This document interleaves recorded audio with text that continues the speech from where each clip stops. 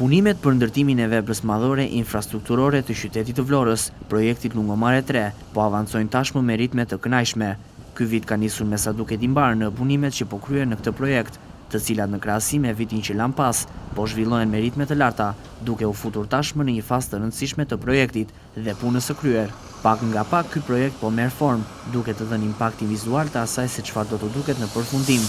Për shkak se shumë shpejt nis jo vetëm zyrtarisht sezoni veror në Vlorë, ky projekt po avancon me ritme të ndjeshme për të kryer deri në muajin qershor një pjesë të konsiderueshme të punës dhe të projektit në fjalë.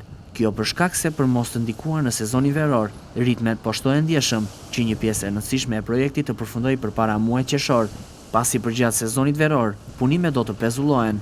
Për këtë arsye dhe firmat të cilat po realizojnë këtë projekt, po shtojnë ritmet e punës, duke punuar në disa fronte. Siç ndiqet edhe nga pamjet, puna për ndërtimin e projektit të shëtitores Lungomare 3 është përqendruar në disa drejtime.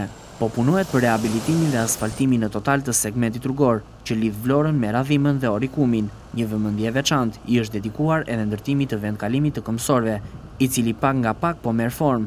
Gjithashtu, dy firmat që realizojnë këtë projekt po punojnë edhe në rehabilitimin e hapësirës publike, e cila do të funksionojë më pas si plazh. Pjesë e punës është edhe ndërtimi i vendeve që do të funksionojnë si parkingje. Në gjithë projektin ka nisur edhe vendosja e ndriçimit rrugor, por dhe mbjellja e kryepemëve dhe krijimi të pjesëve të gjelbëruara.